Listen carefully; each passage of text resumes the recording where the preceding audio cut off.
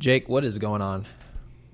1 week ago, the Toronto Blue Jays had a 5-game lead in the division. That lead is 0.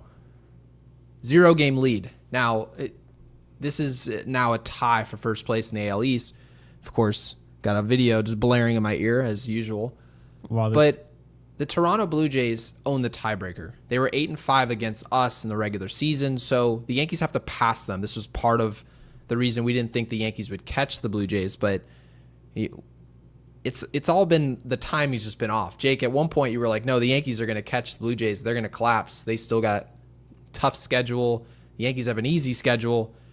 And then all of a sudden it's like, oh, we drop a few games we shouldn't. Oh, that's over. And I would honestly say the majority of people in our comment section, and that includes the two of us that host this show, we didn't think the Yankees had a chance. And here we are, having a chance. Tonight, the Jays were pummeled at home by the Boston Red Sox. Crochet looked like Crochet. This was the game, Jake, that we said they would win. And we had hopes for Game 3. We just weren't sure how that game would go. Max Scherzer surrendered 10 hits, almost a run an inning. 7-1 Red Sox. Just game wasn't even close. The Yankees played one of the worst teams in the sport. There's no way around that. It's the Chicago White Sox. But we told you guys, strength of schedule was a factor, and they played the easy games early. Jake, you brought this up yesterday. We play them late. That's good for us. Made us look bad throughout the year. But right now, the Yankees are playing their easy part of their schedule, and the Bombers win 8-1. And before we go any further, I want to say, just by the way here, Cal Raleigh, hell of a season, my man. Aaron Judge is your MVP. Hits home run number 50. Thank God he got to the big 5-0, given what happened in Tampa, and they just wrecked and just wiped a home run off his stat. But we get home run number 50 and 51. He's now, and I saw this on the broadcast, just the third player who's going to hit 50-plus homers and most likely win the batting title. I believe it was Mickey Mantle and Jimmy Fox. Ridiculous. There's no argument for any other player. I don't care if they catch, they play outfield, Jake, or if they do magic tricks in their spare time. I don't care what they do. No one is putting up these type of numbers and losing an MVP vote. I think it would be barbaric. I saw what Jeff Passan had to say today. There you have it, guys. I got his name right. But I saw people, I'm going to feel bad not voting for Cal Raleigh given what he's doing. I think he'll be okay. What did he say, by the way? He essentially was saying that, and I don't want to paraphrase and take him out of context, so I highly suggest you get the exact quote. But he came out and said Cal Raleigh is having an all-time great season. He's mentioning the fact that he was a catcher. All this is true, and all things we've brought up, we've tried to give him credit. But he essentially mentioned that it's going to feel bad. It's not going to make you feel good voting for Aaron Judge because it's almost going to nullify what's happened. Now, again, these are not his exact words, but what Cal Raleigh's done. It's not true. If you're a real baseball fan, you're going to give Cal Raleigh his flowers, and we've done that. We've spent hours talking about what he's done versus what Aaron Judge has done, and it's been complimentary. So, we've complimented everything he's done, and it's not as good as this. It's not. And there's nothing wrong with that. It can't happen where you just surrender. Aaron Judge lost the MVP to Jose Altuve. That shouldn't have happened. Let's not compound the problem here, guys. And if you're just joining Yankees Unloaded for the first time, be sure to hit the subscribe button and hit the like button. Is a great way to support the channel. Jake, I know we started off our prompt with, did Aaron Boone save his job? We'll talk about that. We still will. But how are you feeling now that the Yankees have surprised us a little bit and they've tied it for first place? I'm feeling great. Regardless of what happens from here on out, I really do appreciate Aaron Boone and the guys actually making this fun. Otherwise this would have just been kind of like, we're ready for the postseason, and that's really kind of how I felt. I still feel that way, but at the same time, if you have a chance to actually take this division, well, I'll buckle up. I'll watch. I'm here for it. And so we're going to get a chance to watch because there's 4 games left, and they got one more against the White Sox tomorrow with their other ace on the mound in Carlos Rodon, who's been superb. So, yeah, I'm excited. I'm excited because regardless of how this goes down, this is going to be fun. This is going to be down to the wire. This is where you want to see the playoffs. I don't really want to see teams make it, not make it at the last day. It's fun, but like I'm actually more interested in like who's going to win the division if that comes down to the last day. I think baseball really won there. I think they got everything they needed. It doesn't look like it's going to come down to the last day between the Guardians and the Tigers because the Tigers are off their rocker, man. They're gone. I can't believe it. And by the way, guys, the day just keeps getting better.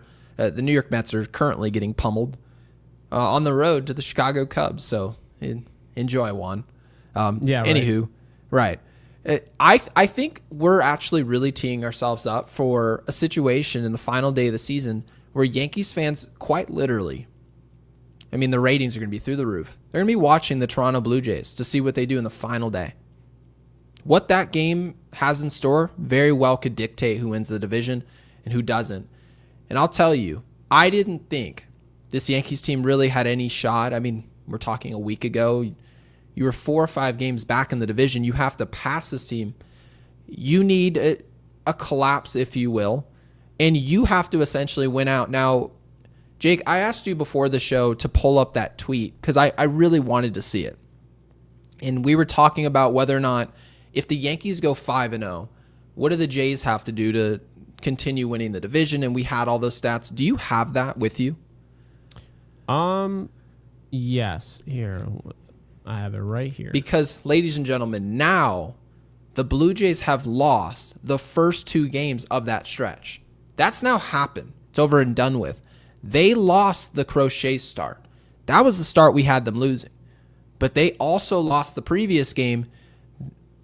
Guys, the Jays have to play some great baseball against some really good teams in order to win this division.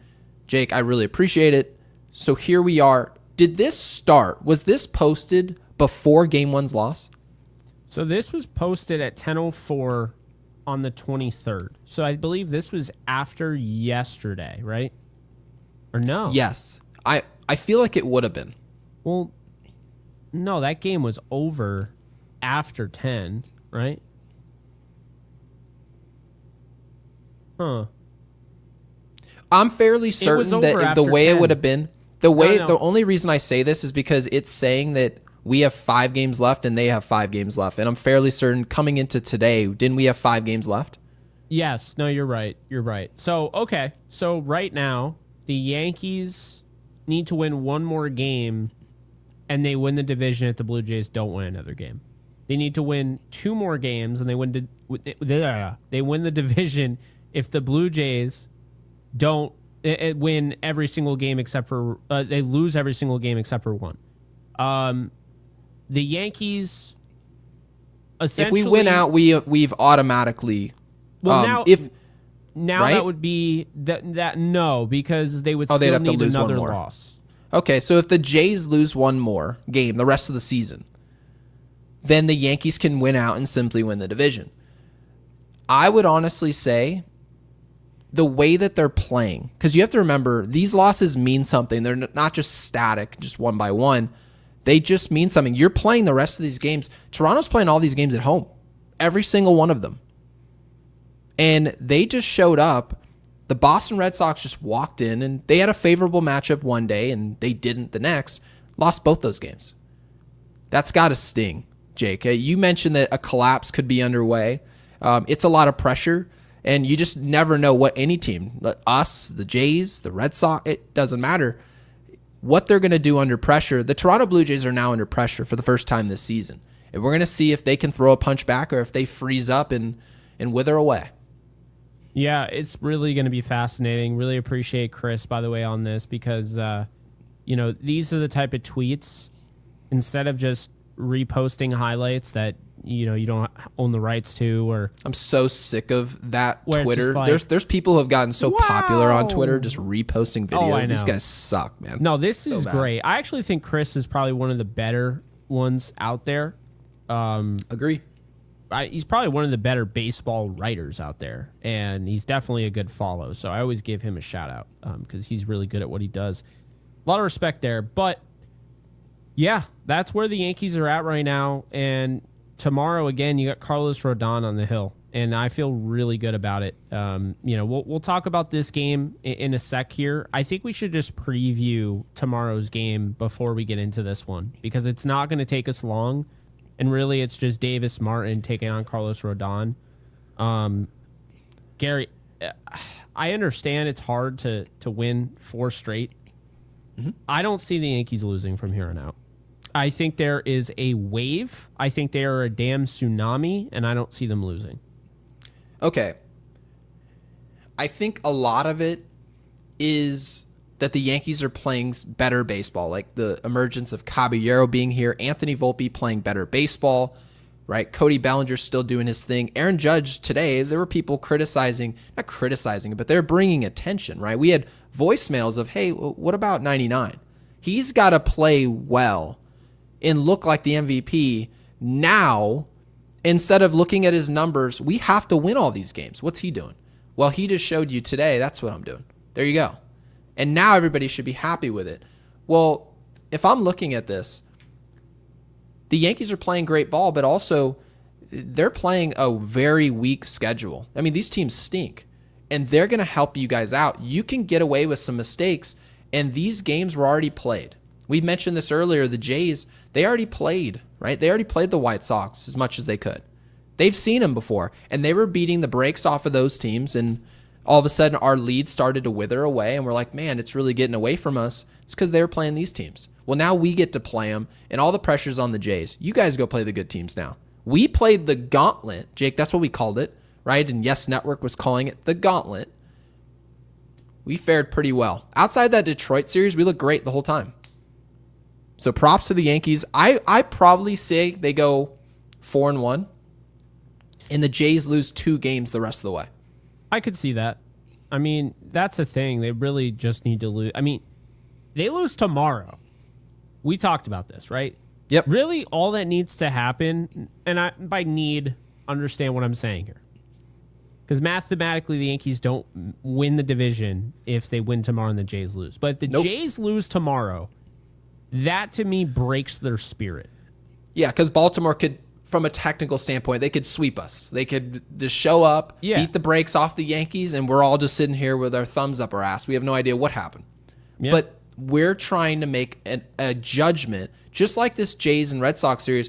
What will happen in each one of these matchups? What will happen if Crochet goes up against Scherzer, Bayo against whoever? I think Gausman's though in the finale, but you guys get the picture.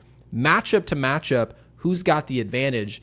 And right now, the Jays have to be looking up going, when's our ace throwing? I hope we're facing their 4, because when you're facing a ton of pressure, you don't want to be facing the Red Sox. The Red Sox aren't one of the best teams in the league, but they're not chopped liver either.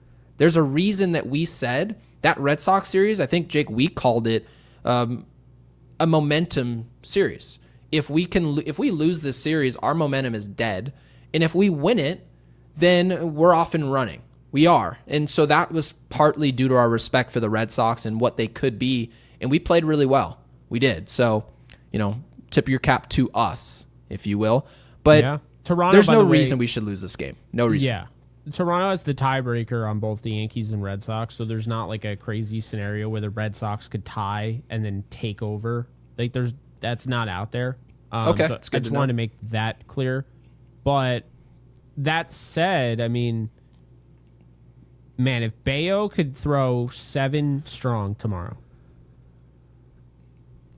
that would be something. Crochet went 8 like I expected, but they put in Tolley because this game was over. It's over. Who's pitching for Toronto tomorrow?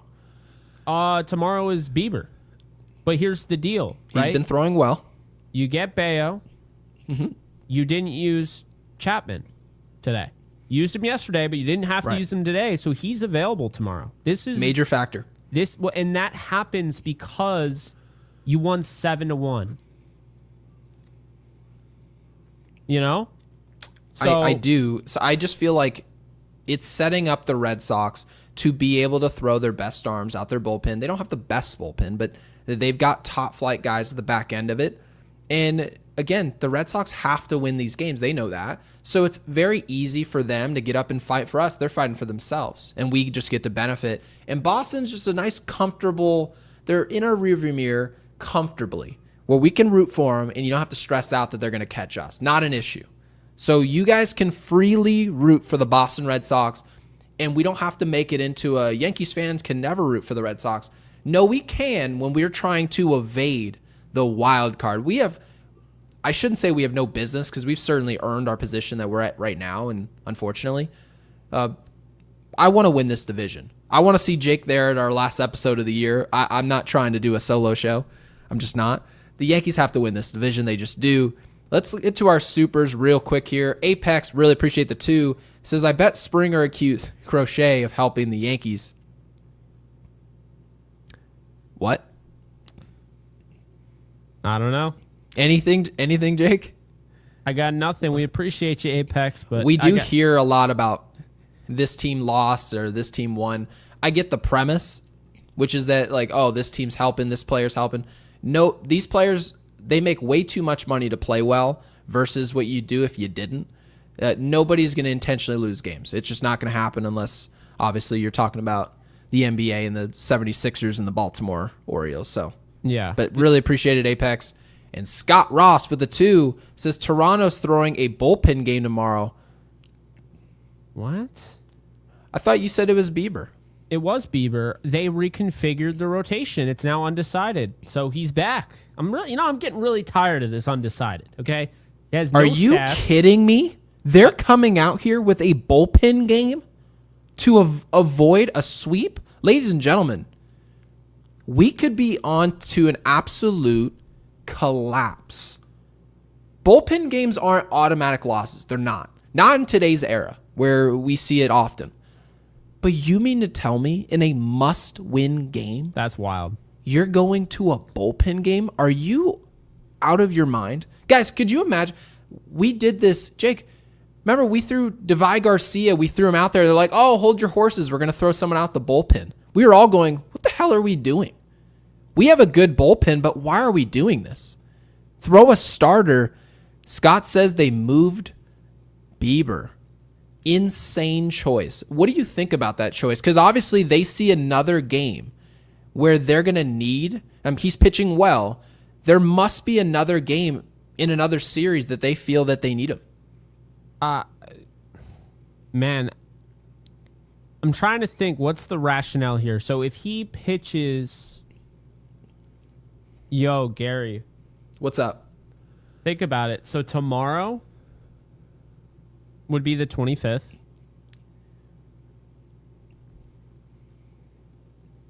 Are they waving the white flag early? No. Are they making sure that he can pitch in a wild card? I mean, it would be barbaric. So he's been pushed to Friday. Yeah, but that would put him in, perfect alignment where he doesn't have an extra day, and now he's just ready to pitch in the wild card. I mean, it could be. Because there's no actual reasoning to not have him go against the Red Sox. Because The way the Bayo Red is Sox good are enough playing, where yes. it could be a major problem if you don't have somebody who can shut it down. So the only logical explanation that you moved Bieber to Friday is that you're teeing him up for a game 1 in the wild card. I can't see another scenario. I understand you haven't played Tampa well. Those are all factors. But now's not the time to say, let's pitch him because we play them well and them, let's not pitch him. No, you're in a situation where this is a day-to-day operation. We have to win today. All means necessary. And this is an odd choice. I'm not sure why they did it, but I hear you. I don't like the terminology wave the white flag, but it's almost like let's hedge our bet here. Let's have it sends the wrong message. Whether or not you're right, I'm not sure, but I think you might be onto something. Yeah, no, I think It's not good. the message sent to the fan base and to the team is bad. Yeah, the Red Sox are beating our ass. They've actually knocked us back into a tie with the Yankees. We're in jeopardy of losing the first spot in the division since Gary, how long have they had the division lead? This is nuts. Well, Keegan Matheson of MLB.com, he actually tweeted 6 hours ago, and that's when this decision was made by the Blue Jays. They're going to move Bieber from tomorrow to Friday. Odd choice. You've lost the first 2 games in this Boston series at home, mind you. You've got to stop the bleeding. You're bordering on now a collapse where everyone's going to be covering this, rightfully so. And Keegan goes on to say his conclusion here is that Jose Barrios is an option tomorrow, but the Blue Jays will see how tonight goes first. He just pitched. Right, so this is obviously before that. But it goes to show you, look at the terminology of that tweet. They're going to see how the game goes, and then They don't sound reassess. confident at all. It reeks of just hedging our bet here. Let's put a nice little pillow down. If things hit the fan here, let's move our ace over to Friday because we want to, just in case of an emergency, we want him to be over there. It's an odd choice. It's their choice. We've talked about their coaching, the decision-making that they've had all year from Schneider. He's done a great job the whole season. But guys, this is what pressure can do. It is. Go watch the NFL. Go watch hockey. Go watch Major League Baseball, and you see the postseason. Teams can look a certain way for 6 months, which is a long time. And all of a sudden, Mo says with the 20, pressure burst pipes, ask the Blue Jays. Maybe pressure is getting to them in terms of their decision-making. They've been one of the most aggressive teams in baseball. That's actually how we describe them, Jake. One of the more aggressive teams to watch. And then all of a sudden, all the chips are at the center of the table, and now they want to fold. Yeah. Very interesting choice. Shout out Mo, by the way. That's an Mo. orange super. So we appreciate you. Yeah, Chrissy, and I see you in here as well. Got a lot of action going in the comment section. Really appreciate you guys. And again, guys, if you're new here, make sure you guys subscribe to Yankees Unloaded and hit that bell icon. Otherwise, YouTube's they just assume you never want to see us again. But we really appreciate it. What's up? To, because first off, want to touch on something that we were talking about earlier. Yeah. Delio has the quote from Passan. If I had a vote right now, I would go Aaron Judge, and I would feel terrible about it. Why? Here's my thing. I actually don't care. Don't care. If he's going to vote for Aaron Judge, I do not care. Put me in Mike Tomlin territory. We do not care. Put it in your journal. You want to vote for Aaron Judge, you could say you don't want to vote for Aaron Judge, but if that vote goes to the right guy, I don't give 2 rippity doodads. I don't.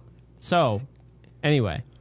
But if you really ask yourself, though, Jake, think of it this way. If you had a vote, which neither of us do, not really anybody in our comment section will, and we're pretty certain, but why would you feel bad? I don't feel bad. Do you know how many guys have been deserving of MVP and they've been snubbed? Oh, and I'm not just talking about baseball. Every sport. Guess what? MVP can only go to one dude, unless you have the co-MVP. That one year, Peyton Manning won it with Steve McNair. Right. If you're in a league with if you're in a league with your Barry Bonds, he won, I believe, 7 MVPs. You think other players in Major League Baseball, clean or not, weren't having electric seasons that were worth talking about? Of course they were. Yeah. But that's just how it goes. Someone's better than you. They win MVP. I understand fatigue, but Aaron Judge hasn't won MVP that much where there can be fatigue. Does anyone have fatigue over Ohtani? No. He has 2 MVPs. MVP's he should over have with. 4 after this. And mind you, I can get over the Jose Altuve MVP. I just can. It was a mistake. It's over and done with. We're in the now. Yeah. Don't screw this up. And mind you, to be fair to Jeff, he's saying, simply put, I would vote for Aaron Judge because he sees the numbers the way we see them. You have a major platform. Use your platform to prop up someone like Cal Raleigh. Instead of saying, hey, this season's awesome, it should consider him for MVP, just say he's having an MVP-like season. Everyone's going to watch it anyway. We don't have to sit here and force this. Because this was huge. The offense didn't really get going, and then Judge had a 3-hit day. He had 2 home runs. I mean, I know the 1 home run was really just a stat pad as Ninja Was Hot it Chris? Was it Chris who left us a voicemail yesterday asking where Aaron Judge was? And it was fair. Was it Chris? Yeah. Chris 99. I think we both agreed he was going to hit his 50th today. I don't think we had 51, though. No, neither of us had 2 home run game, but it doesn't surprise us playing Chicago. But you mentioned the first home run was huge, gigantic, because the Yankees cannot lose these games. It did. So obviously, I feel like today's game should wipe away any narrative that Cal Raleigh should be an MVP conversation. Conversation is we'll talk about it and we'll consider it, but we're going this direction. That's what I think the MVP should be. Let's talk about how great Cal Raleigh has been. Look at these numbers, man. They're awesome for a catcher. He's a really good catcher at that. Playing for a team that just got red hot, that's going to win the division in the AL West, incredibly impressive. That said, something more impressive is going on in pinstripes right now. It's Aaron Judge. Hate to say you're bored or you feel bad. He's the MVP. No, I agree. And what's interesting is it looks like there's some movement on this Springer thing. A lot of movement in our comment section. Are we joking with this? So John Boyd did a lip reading and caught Springer saying that the umps want the Yankees to win. And it's not just Armando. It's Apex. Springer accused the ump of helping the Yankees yesterday. Did you not see what Springer said? He said umps want New York to win. Okay, Gary, so I actually... Why didn't they want us to win in June and July? I'm going to see if I can find it. I'm not confident I can. But I think I saw... They want us to win. I think I saw a chart. It was like the most... Did you see that chart today? The strike calls and how the Yankees do benefit, but like they were second behind the Blue Jays. I think they were first. I didn't see the chart, so no. I can't find it, but the irony there is just hilarious to me. I didn't need to see a chart. I would like to see it. Complaining like chart that was irrelevant. Well, why do people actually think that leagues are care? Like, hey, the Yankees, the Cowboys, the Rams? Yeah, the reason that they're going to go where they go is because the league needs them to go. Well, then the Cowboys should be in the Super Bowl every other year, shouldn't they? Haven't been there since money they make. Yeah. Do you have any idea how much the Dallas Cowboys would make Roger Goodell in the NFL for just existing? They don't even have to win. Existing in the Super Bowl. Do you guys know what those rate? Come on. I don't know how the hell you're going to get that secondary to win anything, but I get what you're saying. Yes, they could literally all agree to rig the games and they wouldn't be able to do it. But you see the point is they've had really good teams throughout the years, just not good enough to win, right? And so having said all that, the Cowboys never made it. The Yankees, if they want to just make money and send us where they want to send us, you really think the Yankees would have been to one World Series, a berth into the World Series, not win it, be there at all, one time in 16 years? George, are you kidding me? What a ridiculous thing to say, allegedly. I'll say it allegedly just in case he wants to hire a lawyer, but my God, Jake. Dude. What a ridiculous thing to say. I'll send it to you and you can watch it. He's 100%. Like John Boy is not making this up. This isn't like a ruse. Like, no, he never is. He is too big of a platform. He's not going to make it up. Yeah, no, it's on camera. Come on, it's spot on. It's exactly what he's saying. He's not saying Yankees. He's saying New York. But you want me to be entirely honest with you? When I see that, it doesn't upset me. It tells me that the Yankees are going to win the AL East. Yeah, it's a bad message because it makes it seem like this is out of our control. The league's against us. That's your best player. That's your best player. You're not going to come to the field and take accountability? Come on. That means that you talk about pressure bursting pipes. Your best player thinks that the league doesn't want your team to win the division. Your best player is a victim. He's playing with the victimhood mentality. Dude, could you imagine? They won't let us in the league. They won't let us in there. The Yankees. So my God, George. I would show it, but I don't want our thing to get demonetized. So if they want New York to win, just tell me and give it to them already. He was up with the bases loaded. He struck out. This is ridiculous. Okay, no, he didn't strike out. So it looks like all right, to be fair, it does look like it was fair.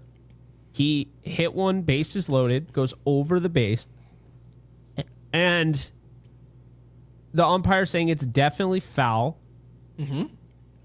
And then Springer strikes out after they call it foul. So that's why he's mad. The ball, you could argue was a ball. I would say it is barely touching the box. Okay. Springer is, I've never seen anybody this pissed at the desk since, I would say, Angel Hernandez, Kyle Schwarber. But anyway, Kyle Schwarber was furious. I've never seen anybody that mad. He's about that mad right now, or he's close to that. So he's really screaming. Like, he's absolutely just, he keeps cussing. And now he's sitting, and then he eventually goes and he says the whole thing, just give it to him already. How do you miss that? It's right in front of him. The irony. You know what it really goes to show you as well? Because you talked about victim mentality. It also goes to show we're on their minds. That's Beautiful. what I'm saying. Have you seen the image? Saying. Have you ever, I don't know if anyone else has seen it. I mean, I've seen it a million times, so I would assume people have seen this. Where it was Michael Phelps. And they said, losers focus on winners. Winners focus on winning. Now, everything we've heard out of Jazz Chisholm's mouth, everything we've heard out of Aaron Judge's mouth has been about us. Haven't heard them say a lick about the first place Toronto Blue Jays. Not one word. Nothing.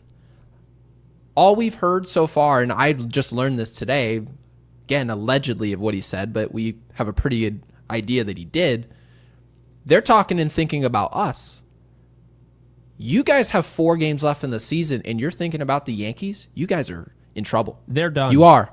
You're done. in trouble. So I'm curious to see what they look like, what the energy looks like. That is bad energy. And I promise you guys, if we've seen that, if we're making videos about it that millions of people probably have already seen, you think his teammates haven't seen it?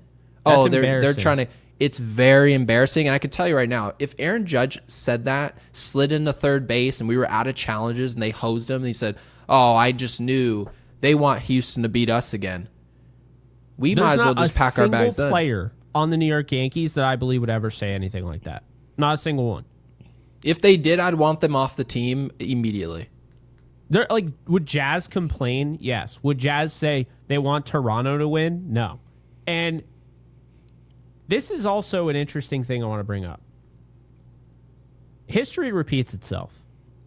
And I tend to believe, because the Orioles had the Yankees number last year. Remember? The Orioles did, just like the Blue Jays do now. Mm-hmm. So they had the tiebreaker, whatever. Yankees end up winning the division outright.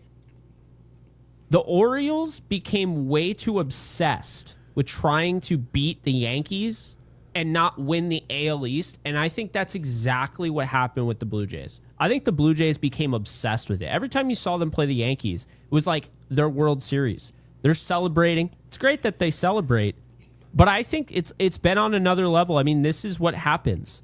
And so if you ask me, I don't see that from the Red Sox. I don't. I think This they're more incredible. grounded.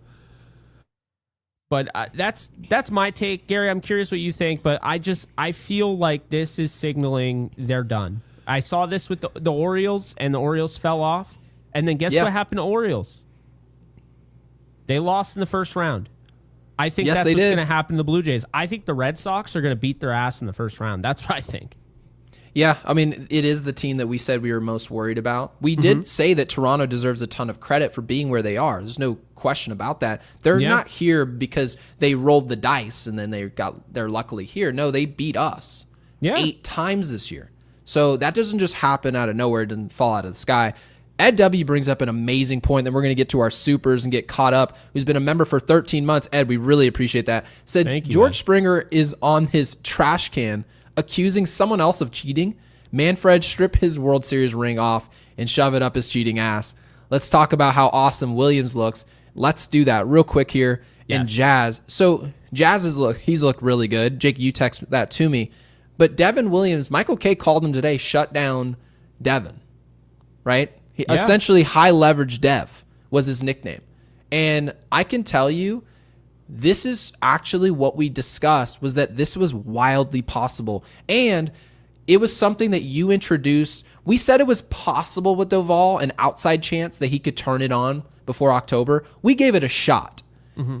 Devin Williams, his career numbers tell us this was entirely possible to turn it on. Again, we're not trying to sell you guys that, now put it all on black. Trust Devin Williams in high leverage. No, he's also shown us to go the opposite way as well, so be wary. But Devin Williams, at least here in the short term, is pitching really well, Jake. He just is. What do you see with Devin Williams? And also, what do you think of this George Springer thing, accusing the league of there being a conspiracy against his team while they're banging on trash cans and, I guess, guest pitches on for the Houston Astros in 2017? Ridiculous. That's why it's funny. If that was Alejandro Kirk, he wasn't a part of that team. I would just think he's a bumbling idiot. It is what it is. He kind of was because he got thrown out at first. That was hilarious. But you're talking about a player that was found to be cheating. And Rob Manfred basically didn't want to blow up the entire integrity of the league and the World Series, that he's like, yes, okay, we're not going to do anything to you guys. Just tell us what you know, and then your manager is going to pay the price. It's like Barry Bonds calling like Mark McGwire a meathead. What are you doing? The messenger, it just is nonsensical. You can't bust someone's balls for taking steroids when you were taking. This is why we laughed at Ryan Braun. He was like, you guys need to start doing more testing. It's ridiculous. It's ridiculous. We fast forward a year and a half, and this dude is on steroids. I never liked You're that a guy. hypocrite. I never liked that dude. Anytime really someone tells you like over the top, they're passionate about something, they're compensating for something, guys. They Rafael Palmeiro. Right. Oh, you've been a doubles hitter. Now you have more home runs than Reggie Jackson. Yeah, I'm going to call bullshit on that one. And now all of a sudden you're just a pioneer. Like, we need to clean the game up. Oh, you're the one. That's actually the problem. You're actually the least clean guy that there is. Wildly hypocritical for George Springer to be talking about cheating when we caught you cheating. And by the way, way worse than taking steroids. Fernando Tatis Jr. got in trouble for taking a version of a steroid. And mind you, I think way more highly of a steroid user. This is saying a lot than a player who is using cameras to know what pitches are coming. That is egregious, total nonsense, and quite literally the opposite of what baseball is. The whole premise, Jake, is that the pitcher's going to throw a pitch that I don't know is coming, and then now I have to read the pitch and do something with it. Isn't that what baseball is? I have to swing where the ball, I believe, is going to be, not where it is. Which sports science showed us you don't really see the ball at contact. It shows you how difficult this game is to play. Yeah. Much less difficult to play when you quite literally know, oh, fastball's coming here. Oh, a breaking ball. Does it make it easy? No. Does it make it far easier? Yes, absolutely. Yeah, but that said, enough talking about George Springer. It's funny. What will happen is I'll get a bad vibe about a player that I never met. I don't know anything about. I just get a bad vibe, right? I've never liked him, and I couldn't put a finger as to why, even before the whole cheating scandal. And then the cheating scandal comes out. And now this, and I'm like, yeah, this guy isn't just a Yankee killer, man. This dude's kind of an asshole when you think about it. So, yeah, it kind of the same thing with some other players that we won't. So you're able to look at someone's face and be like, there's something about you. There's something's going to come out. Maybe it's their batting stance, right? But no, who knows what it was? But you were onto something before it happened. I don't know. I couldn't put my finger on it, but I was like, yeah, I don't have a good feeling about that dude. I don't know. That's fair. And Jersey Girl with the 5, who's also a member, Jersey Girl, thank you for that. With the 5 says, I'm not going to go broke spitting out stats, but anybody who doesn't think Judge deserves MVP over Rowley, tripping balls, get real. We completely agree. The stats don't lie. This is a game of stats. We cannot ignore them. Narrative be damned. Jay Station with the 2 says, tomorrow is a bullpen game for the Jays. So we kind of connected the dots there. Jake, I think we Toronto feel like it's did hedging. as well. Did you see Toronto in our comment section? Congratulations, my American friends. Only the best play in the division. We appreciate you, Toronto. No, we really appreciate you guys being here. It's still incredible to us that we have fans of other teams. I know, it's wild. And eventually we'll dabble into coverage of these other teams, and it won't go as in depth. Maybe we'll see. We'll see how much time we got, but we'll cover these other teams. But yeah, it's incredible to us that we've got fans of other teams in here. Yeah, Jake, go ahead. Yes, and starters being kept on 100 pitches. Do you guys think we will ever see another perfect game / no hitter? Definitely no hitter, and definitely perfect game. You'll perfect game is tougher, but you could still. You know who's probably going to have the next one of those? It's probably going to be Crochet, because Crochet is always going like 8 innings now. He is, and it's about stuff. Like you need to have the stuff, and then sometimes, I mean, we saw with Domingo Germán, right? Yeah. Sometimes you just run into a team who just absolutely reeks. By the way, Domingo Germán doesn't have the type of stuff. What's up? Who's your Cy Young In the AL? Yeah, we know who the NL Cy Young is, but Tarek Skubal. Yeah, but who is you would go Tarek Skubal? Yes. So I'm actually going to go with Garrett Crochet. Is that because he's pitching in a race? Because technically, this isn't Skubal's fault. No. But we talk all the time about, well, what does an ace really do? Well, they need to be consistent. They need to be the hallmark of that. But also, and we've talked about this with Max Fried a lot, you need to be able to stop the bleeding. Garrett Crochet just got on the mound today, and he's like, hey, we need a win? Yeah, it's no problem. Right? Now, again, Tarek Skubal hasn't been a problem in these big games. It hasn't been that. But there maybe could be some value to the fact that you're just playing your best when your team quite literally needs you. So I still probably vote for Tarek Skubal. That's just my opinion. But if somebody wants to go Crochet, I don't really have a problem with that. It better be one of those guys. I mean, not that I'd be mad at you if you voted for a Yankee, but to me, look, Max Fried, if he didn't have the blister, may have had a shot. But I think the biggest thing here is Crochet has the strikeouts. He leads in innings, right? And you're talking about 18 wins. He's come through late down the stretch in these games you have to have. Skubal only has 13 wins. Now, I don't care about wins, and we've discussed this before. Wins don't matter as much as they used to, and I always thought they were overrated. That's why I think King Felix was screwed so many times. But that said, Crochet is a reason they're winning games because his wins aren't a quality start. His wins, he's going 8 innings and giving you a huge day off for your pen. It's not just a win. It's like a bullpen win. You guys, you can go sit down next to coach. I am just going to take it from here, and then you bring in some low-leverage jabroni in at the end. That right there, how valuable is that, Jake? Yeah. How valuable is somebody who goes out there and throws 8 innings? I know we don't really see that often now, but I think we'll see a no-hitter. We'll see a perfect game. And efficiency isn't really the name of the game. It's really strikeouts and get off the mound, but someone will do it. They will. I think Skubal will win. I would go with Crochet, but I don't have any negative feelings because I think Skubal's awesome. And I see the argument for Skubal. He's got the better ERA. He's got the better whip. He's got a higher WAR. I don't care about WAR, but as far as the wins, the strikeouts, and just how important. And I do think this could cost. If Skubal doesn't win, it's because they put stock in down the stretch. That's what I'm going to say. Which also could be said. Now, thankfully, the Yankees are playing their best baseball now, so it's less so. But you can sort of look up, what's going on right now with the Seattle Mariners, right? They won 10 straight, and you're like, hey, does Cal Raleigh, is he part of that? Is he the reason that's happening? And you can feed into that narrative. So I'm not sure if they'll read into it and go that direction. I think that's a long shot.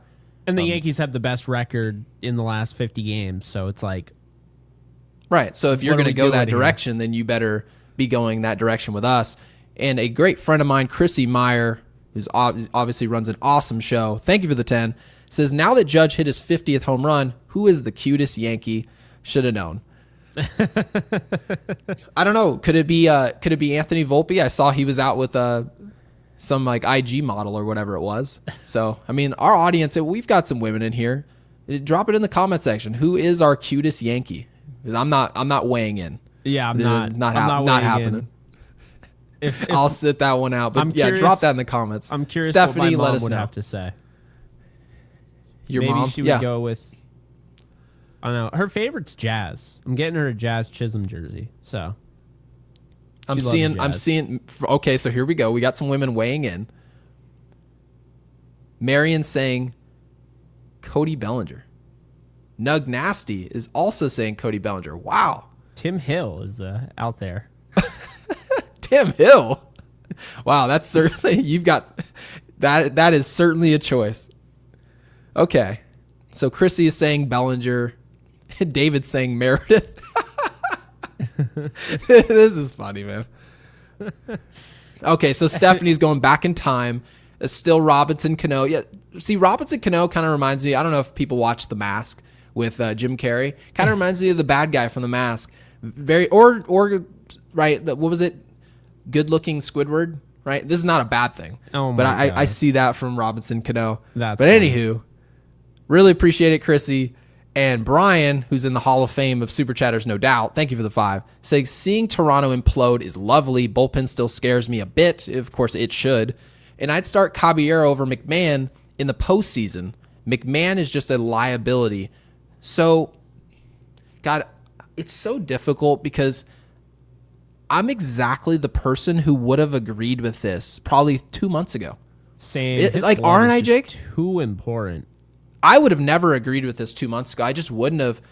But when I look at the Yankees and I say, oh, yeah, they just play clean brand of baseball now. It was a huge problem before. I want guys to hit. If you're going to take at-bats, 4 at-bats in a postseason game, I need you to take some professional at-bats. But, man, when I watch him play third base, I'm sorry. It's not even good enough for me to just have good enough at that position. I need that defense. Especially when you got young players, Cam Schlittler, Luis Heel.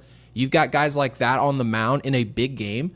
I want that type of glove at the hot corner. So I'm going to disagree. I'm just going to hope that Ryan McMahon can do anything at all offensively. And you know what? If we get to the end of the game and there's a pinch hit opportunity and you have to take his glove off the field, then I do that. Yeah, I think that's definitely fair. We've already gotten a glimpse of that when Boone, pinch hit him the other night, and we loved that because that's a good sign, especially getting Rosario in there. I like where Brian's head's at, and I love Caballero. I like the idea of just rotating Caballero and Volpe, and then on the days where it's like, okay, we can't play McMahon because whatever, now you could put Volpe at shortstop and Caballero at third. It's a good problem to have, unlike what people say is a good problem to have. This is actually a good problem to have. Yeah, and I get it. Because Brian's going to say, well, you get to the third inning and the bases are loaded with 1 out. Sometimes that is your shot. That is your chance. I get it. And he's right. He's right. 100%. There's give and take with this decision. If you want to take Ryan McMahon off the field and you say, no, the defense is just electric, I'm going to give up some of that because this guy's good enough defensively at third base. It's his home position. He played there in Tampa. He can do it. And they let him do that. Well, congratulations. You're getting a much better bat, a guy who can steal bases. He can do all that. But he's not going to be able to pick it the same way at third base. And I promise you guys, when there's a little chopper to third, Caballero's not making those same plays. He's good. He's not great at third base. So that's going to be my choice. So I can tell you exactly where he's at if you're interested. I am interested. So he's actually tied for 13th. 13th. Okay. At third base in terms of fielding run value. Now, Ryan McMahon is third behind Ke'Bryan Hayes and Maikel Garcia. McMahon has a 6. Ke'Bryan Hayes has a 17. Maikel Garcia has a 14. Ryan McMahon and Jose Ramirez are tied at 6 for third. What's kind of crazy is that McMahon has also played tons of innings.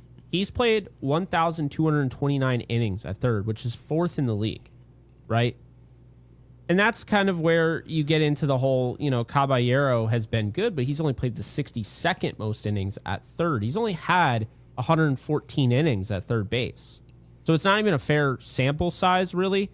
I would imagine if he played the same amount of innings as McMahon, because I want to give McMahon his due. I want to give him praise here. Mm-hmm. I don't think Caballero moves from 2. I think he's probably got a 2, fielding run value. Maybe it goes down to 1.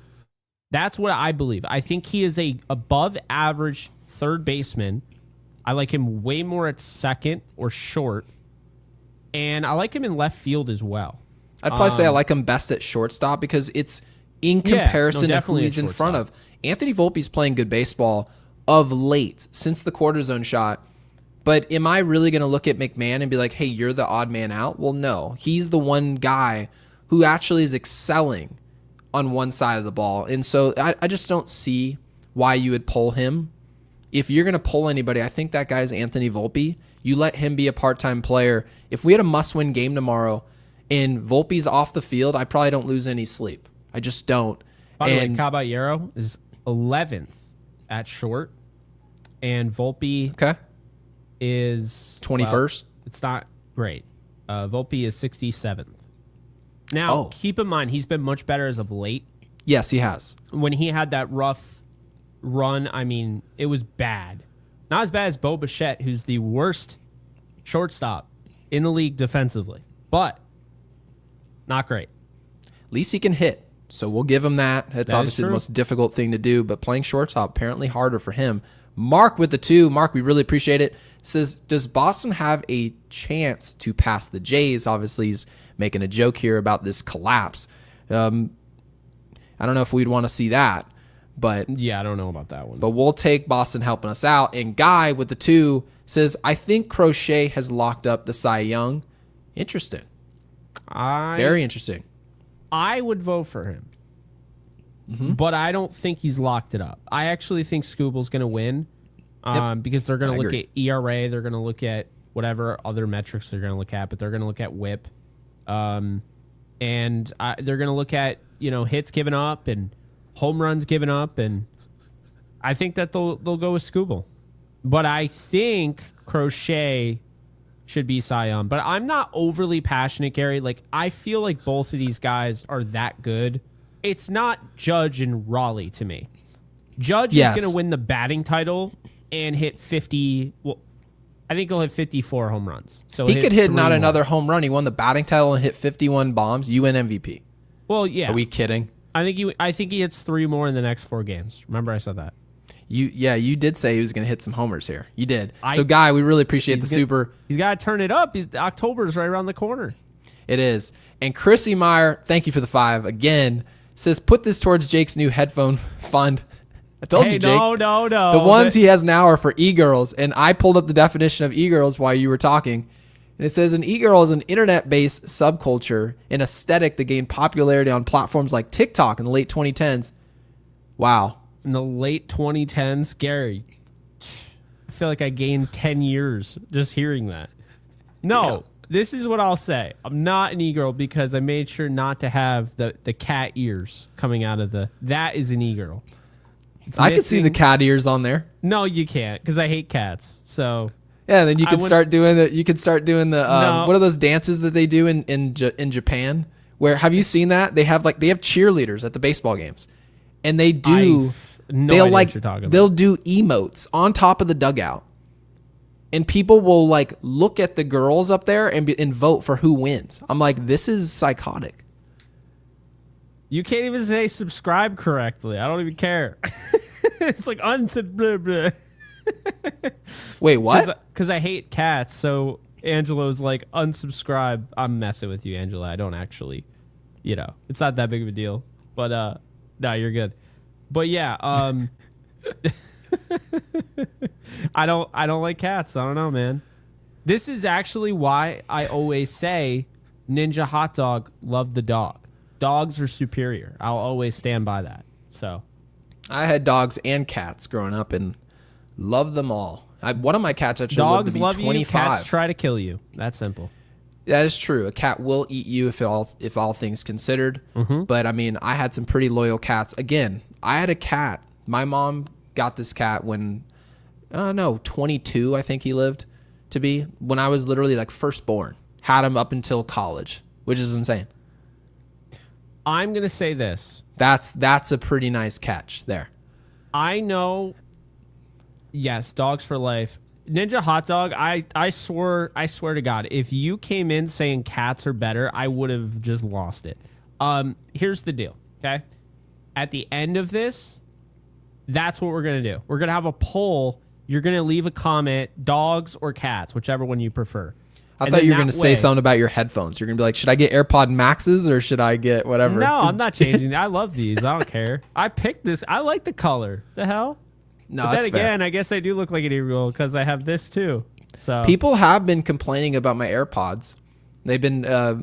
I thought I was like, oh, it's nice. See them. You can barely see that. They're like, oh, get some nice headphones. I'm like, well, what do you care what I hear? They want you to be like Joe Rogan. I don't understand. Well, okay. They do. Here's the deal. I guess. Okay. I like hearing in-ear monitor. I like hearing my voice. Gary doesn't want to hear his voice ever. No.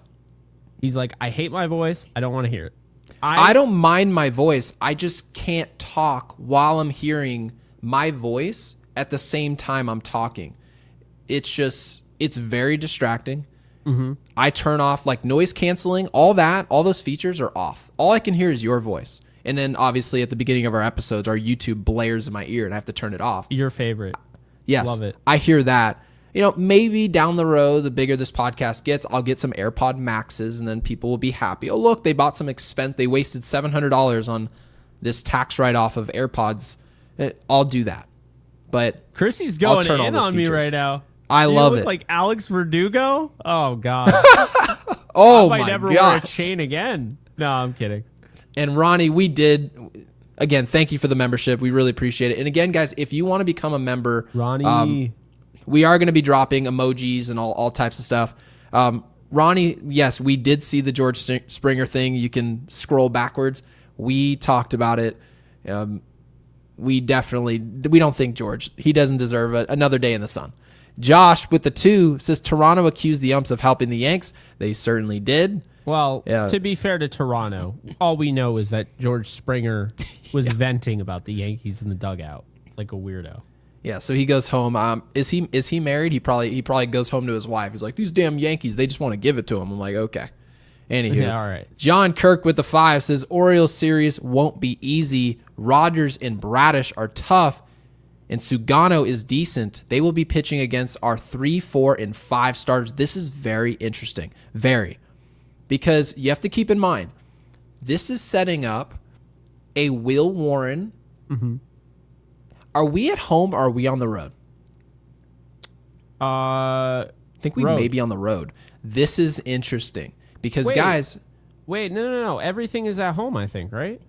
Let me pull it up. Yeah. Home. They finished the season at home. So, yeah. Okay, fantastic. So Will this Warren. tees up Will Warren at home. His ERA is floating closer to the 2s than anything else at Yankee Stadium. So, yeah, John, I'm really glad you brought this up. So thank you for doing so. It kind of goes to show you, Will Warren, I don't have any concerns about him at the stadium. That should be fine. But what the Yankees do after that, because you don't want to just spin the ball to a 4 or 5 starter and say, all right, well, good luck. These are must-win games. Bradish has pitched well against the Yankees. We know that. Rogers obviously has a ton of talent. Yeah, what do you see about this? Because, yeah, you're right, it won't be easy, but I would have to imagine momentum's got to carry us at least some of the way because they've had Bradish and Rogers, all these guys pitching the whole year, Sugano, and their record is what it is. We're still a better team. The Yankees should win these games. Oh, yeah.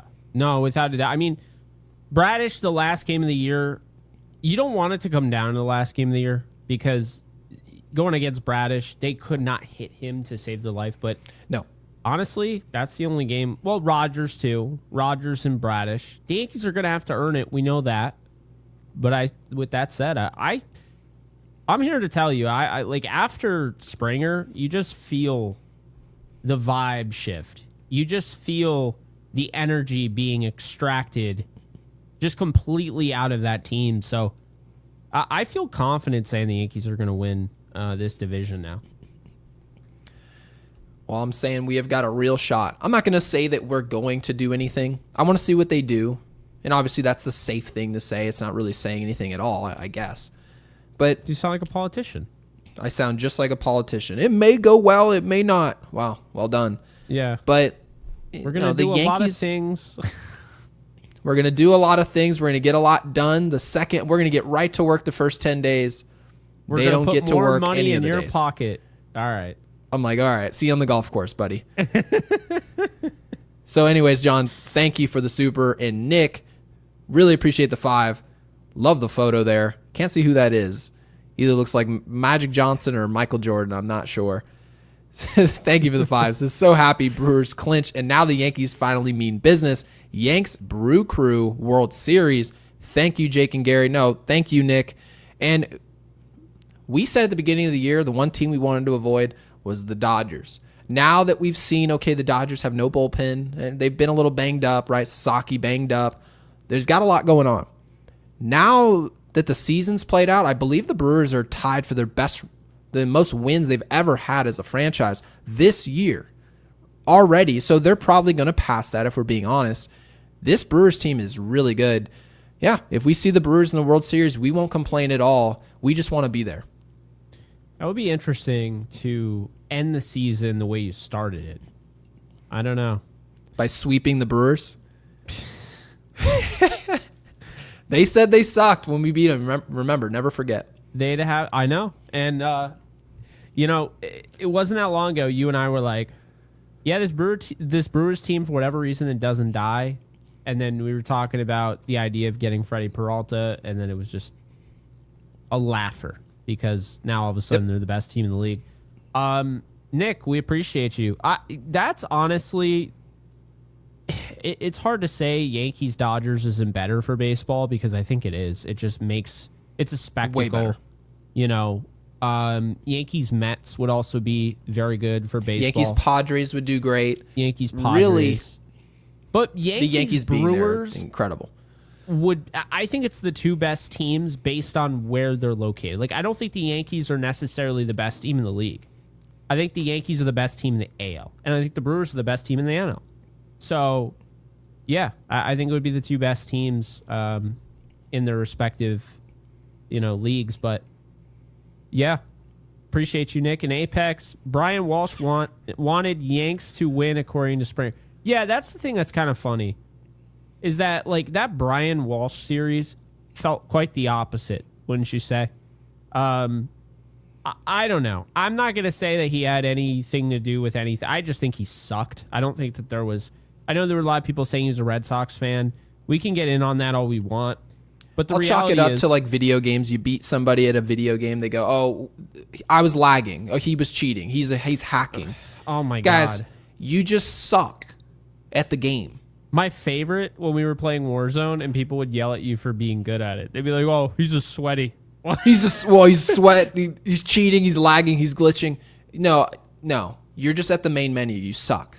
Yeah. That's actually what happened. So I'll just chalk it up to Gulag. He is a human, and sometimes you just take your frustration out on other people, and you don't have to. Just acknowledge the fact you struck out. You hit a ball foul, and you wanted it to be fair desperately because it maybe would have shifted the momentum. And now here we are, and you're upset. And I completely sympathize with it. I just don't sympathize with the direction you took it. That part didn't make sense to me. Oakland fan says Dodgers and Yankees bullpen would be like a NASCAR accident. Yeah, the Dodgers have no closer. They still don't have a closer. And the Yankees have a closer. Bednar is to be trusted and to be kept. But Devin Williams is a major X factor. Could go one of 2 ways. It could look like that Mets series last year where Alonso's just taking him deep. It could also look like the beginning of this year where he was dismal. He blew like 8 to 10 games at least. But now it could look like this. That series would be as stressful as any series you could ever watch. Yeah. I mean, I agree. I definitely agree. Steve, thank you for the 10. Judge, hands down. Forget that I'm a fan for a minute. AL batting champion, run scoring leader. WAR leader, OPS leader. Schneider is a terrible manager, and Pete Walker has a big mouth. They've choked. Yeah. I mean, I like Schneider, so I'm not going to say he's a terrible manager. I think he's literally squeezed as much orange juice out of that orange as he can. That said, I don't know who Pete Walker is. Who is that?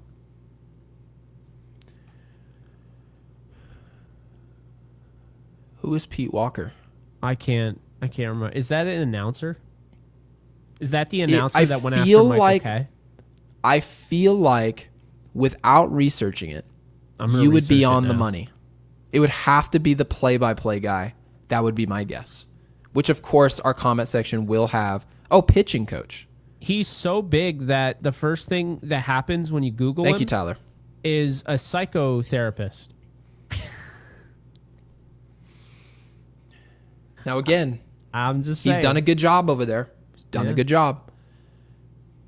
There's just no reason to talk about these other teams. You need to worry about you guys. Yeah. And right now we are, right? Jazz is, Aaron Judge is. They're worried about this. You guys are, your eye is off the ball. And maybe that's why you're losing games. Who knows why? But you guys need to get back on track. It's up to your pitching coach, your manager, your leaders on your team to get that going. And so maybe that's the difference this year. Maybe. Yeah. Steve, we appreciate you. DM, if Raleigh hits 60, think they give him the MVP. I mean, I still think Raleigh has a realistic shot of winning the MVP.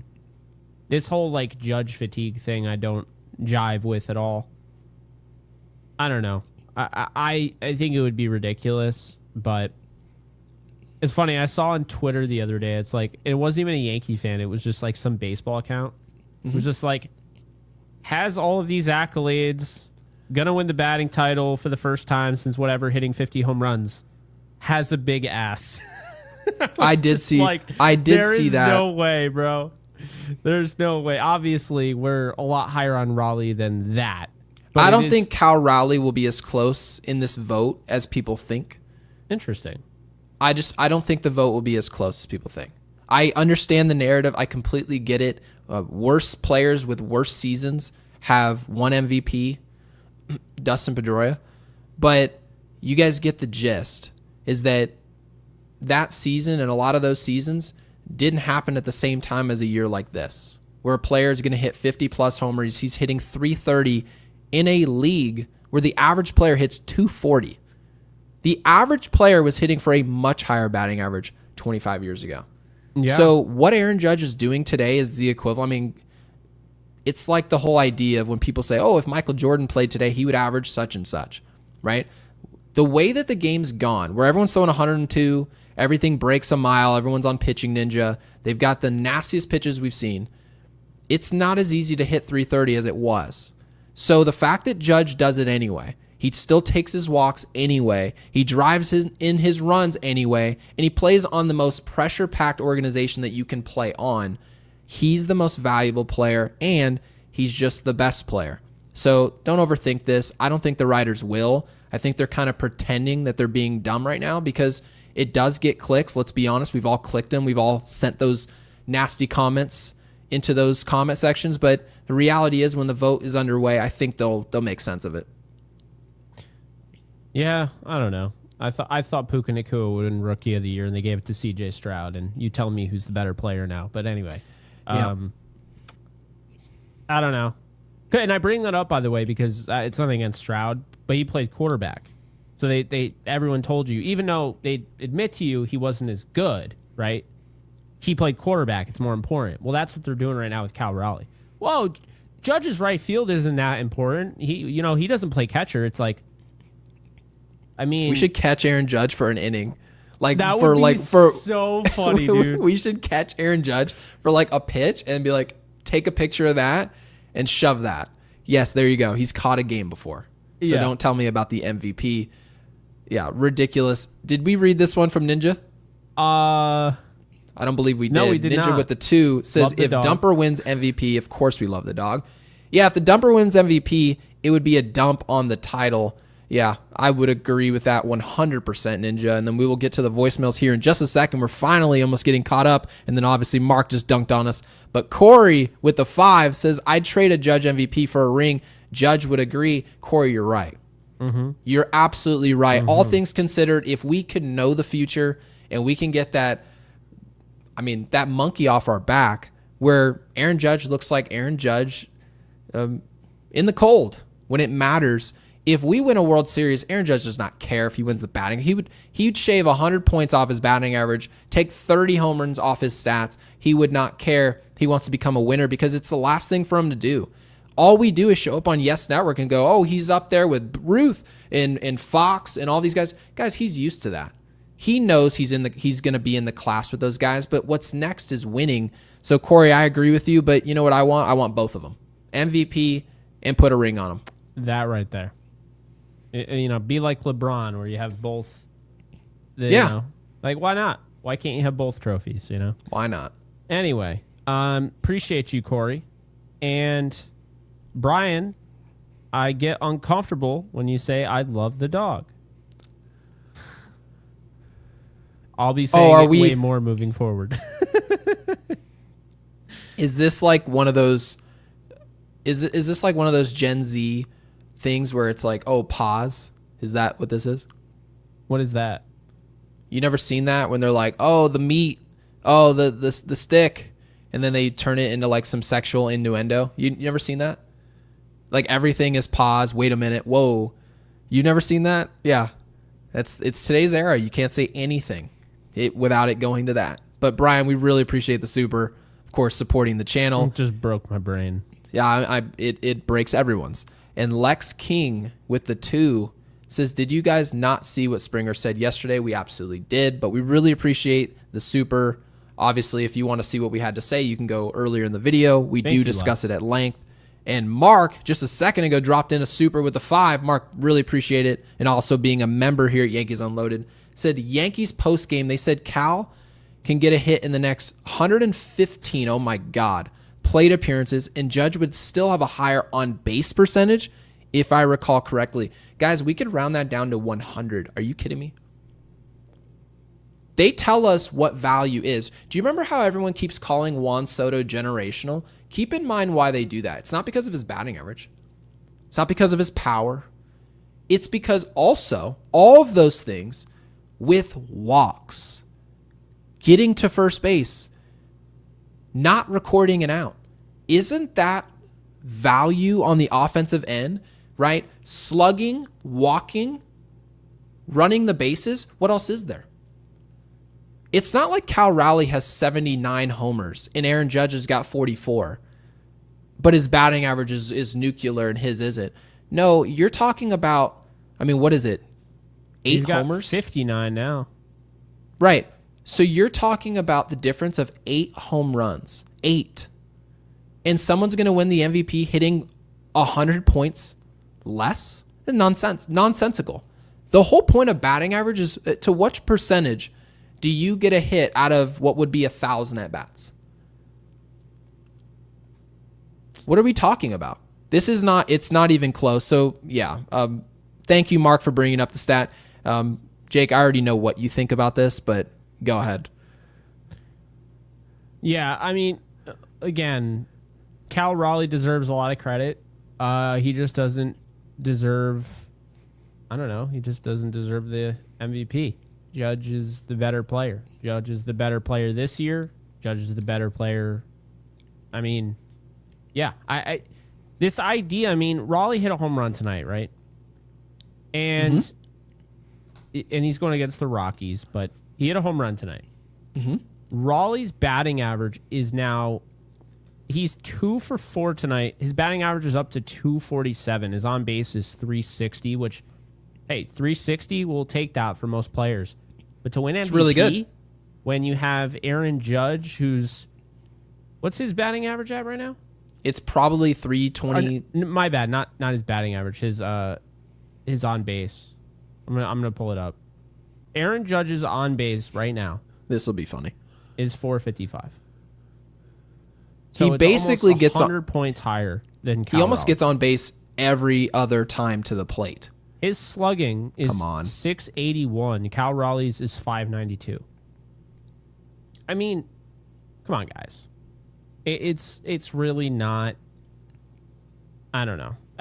He's a great player. He's good for baseball to have a catcher hitting like that. Like, don't get me wrong. And he is a very good catcher. That said, Judge is your MVP. Like, case closed, right? And it's worth mentioning, Raleigh's having a really good year. Fielding run value, he's got a 7 fielding run value. Mm-hmm. Everyone keeps saying he's an elite catcher. I want to push back against that. Would an elite catcher be 8th place in fielding run value?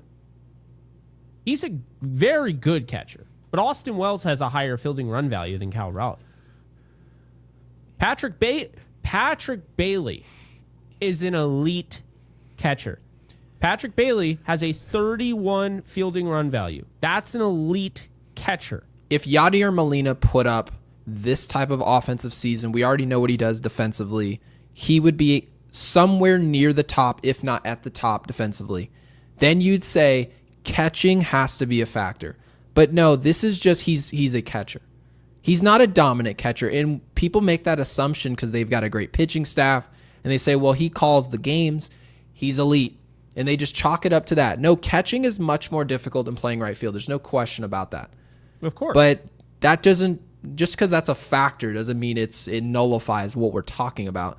So, yeah, Scott Ross with a 5 says, you know what I want more than a Judge MVP is a Judge World Series MVP. Yeah, would completely agree. It is far more important. The reason that we talk about this at length now is because that's where we are right now. We're in the portion of the season where we're trying to win a division, and Judge winning an MVP and doing this the right way, it would cement what we're doing now. But as soon as October starts and we get into a division series, hopefully we win this division, we're not going to give a lick about the MVP until probably the day they announce it, and then we'll talk about it that day. But outside of that, we'll care about the results. So Scott, completely agree. And Ed W with the 5 says, where were the writers defending Catcher Nation when they snubbed Posada for the Hall? Gen Z say PMO. I don't know what PMO means, but where were the writers defending Catcher Nation when they snubbed Posada for the Hall? Do you think Jorge, good Lord, Jorge Posada, do you think he is a Hall of Famer? Because I love him. I don't think he's a Hall of Famer. I think he's in the Hall of very, very good, but there's a page for that. Yeah, there is. Very, very good page, by the way. And he's a very good player. I mean, 273 batting average, very good. 275 home runs, great defensive catcher. I wouldn't say he's a Hall of Famer. No, I don't think Posada's a Hall of Famer. And I know that people take that as like, oh, you don't think someone's great. Nah. Did I go to the field saying, oh, Jorge Posada is leading the charge here? No, I didn't. I never felt that way. Oh, piss me off. Okay. That's what PMO is. Oh, yeah. So I just think Posada is just on the outside looking in, and it's hard to make it to the Hall of Fame. You have to be elite for probably, I'd say, about 12, 13 years of elite play. I didn't see Posada as that upper echelon. Like, you're talking about Alex Rodriguez, that level of player, and a Posada would go to the same place, right? A Derek Jeter. I look at it. They don't belong in the same place. That's not any disrespect, but there's levels to it, and I think the Hall of Fame is designed to create a level between the players that we just talk about in history, which we talk about them all the time. We talked about Hideki Matsui and what he's done, but those players are just outside that upper echelon, and I think that's where he is. I agree, and I like the way you put that. I want to bring this up. This is a great point. Sam F. War gives a lot of weight to the catcher, to the value of a catcher, and Judge still leads by 0.4 in that stat. And you know what's so funny? I want to bring this up. My dad texted me, what the fuck is F War? He was so pissed. He's like, what does the F stand for? Out of here. I don't even. I think it's is it Fangraphs WAR? It's like their WAR. What does F WAR stand for? Yeah, it's Fangraphs. Fangraphs My dad win was above not replacement. having it. He's like, here's what I don't. Here's his thing, right? It's just like us. He's like, oh, so I don't. Clearly, my player isn't winning any argument. So what I'm gonna do is I'm gonna make a metric to make it so my player wins. You could make a metric for anything. When did they start YU WAR? You want us to have our own WAR? Yeah. Okay. Where How about Gary this? just gets the eye test and he gets to dictate. I could just be the dictator of it. That player's not as good as that player. Gary's about this? F WAR says that he's better. I'm going to ignore all of Cody Bellinger's stats because my eye test shows me that he is one of the best pure hitters in baseball. So he might as well have a 400 batting average for all I'm concerned because 269 doesn't tell the story for me. Nope. You know, there you go. That's my metric. YU WAR. Why There you you have WAR? it. Bring it to arbitration. It'll make you some money. But in all seriousness, Fangraphs, and this is with all due respect, because these are like data points and calculations, it's math. They came up with their own math equation to more accurately dictate what is valuable. That's what they're trying to do. And they first came out with WAR, and then we Looks just like Raleigh hit determined 60. Okay, great. We determined that WAR is just kind of useless, but then you look up and now there's new wars. New WAR. So I don't really know what else to say about it. Alex says, I would love to see Jake's dad create a new metric for Bird. Oh my God. Diarrhea WAR? Yeah. Please show your dad this. I would love to see that. Diarrhea above replacement? Yeah. I want to see what he really has to say about that. And Bronx Nate, love the Avi right there. That's sweet. Thank you for the 5. Says, hi guys, great show. We appreciate that. Do you ever get the guess the Yankee question? I actually never do. I never get it right. I got Joel Skinner, but I'm a Gen X. Can't imagine anyone younger gets those. Fire. I'll use Ninja's terminology. Fire baboon. But I never get these right. Never. Bronx Nate, we appreciate you. So I'll say this. I get the ones that I should get right. And that is anything in my era or a little bit past, or but ass per 9. That's good. But as far as my dad's concerned, he normally gets every single one. It's crazy. Like I have a group chat with it shows you this dude literally every single night is just, oh, it's this person. I'm like, who? I'll pull one up real quick. Credit to people. It's insane. I'm just not close to getting him. I'm not. He's just so good at that. Where was the last one? I'm looking right now. I will say though, and I do pull- see it in the comments, if Cal Raleigh breaks Aaron Judge's home run record, I think the narrative is going to shift very hard. Yes, it is going Very to hard. shift very hard, which I don't necessarily think is fair because again, we're talking Ron Davis. He got that the other night. I'm like, who? He got Ron Davis. He said it immediately when it comes up. He's sending me already. It's Ron Davis. I have it right here. How? Took me less Honestly. than 5 seconds. He was a relief pitcher that looked like Clark Kent.